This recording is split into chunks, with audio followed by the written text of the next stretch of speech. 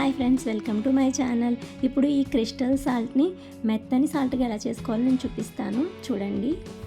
ముందుగా crystal salt తీసుకుని దాన్ని ఎండలో పెట్టుకోండి. ఎండలో తప్పనిసరిగా పెట్టుకోవాలి, లేకపోతే సాల్ట్ నీరు వస్తుంది ఫ్రెండ్స్. తర్వాత దాన్ని పట్టుకొని మిక్సీ గిన్నెలో వేసుకోవాలి. మిక్సీ గిన్నెలో వేసుకొని మిక్సీ పట్టండి. మిక్సీ పట్టేటప్పుడు మిక్సీ గిన్నె వేడెక్కుతుంది, దీనిలో వాటర్ పోయాం కాబట్టి మధ్య మధ్యలో ఆపుకుంటూ మిక్సీ పట్టండి ఫ్రెండ్స్, లేదంటే మిక్సీ పాడవుతుంది. కొంచెం కొంచెంగా పట్టుకోండి, చూసుకుంటూ ఉండండి మెత్తగా అయ్యేంత వరకు అలా మిక్సీ చేస్తూ ఉండండి. మిక్సీ చేసిన తర్వాత అది బాగా మెత్తగా అయిన తర్వాత మిక్సీ గిన్నె అక్కడి నుంచి తీసేసి దాన్ని వేరే దాంట్లోకి తీసుకోండి ఫ్రెండ్స్. మిక్సీ గిన్నె వేడిగా ఉంటుంది, బాగా జాగ్రత్తగా తీసుకోండి.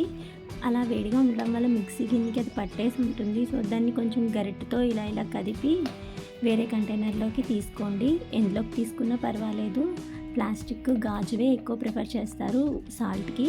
సో ఏదో ఒక కంటైనర్లోకి తీసుకోండి. ఇలా గరిటెతో మొత్తం తీసుకోండి ఫ్రెండ్స్. ఒక కంటైనర్లోకి తీసుకున్న వెంటనే దాన్ని మూత పెట్టద్దు, ఎందుకంటే అది కొంచెం వేడిగా ఉంటుంది మిక్సీలోంచి తీసినందువల్ల.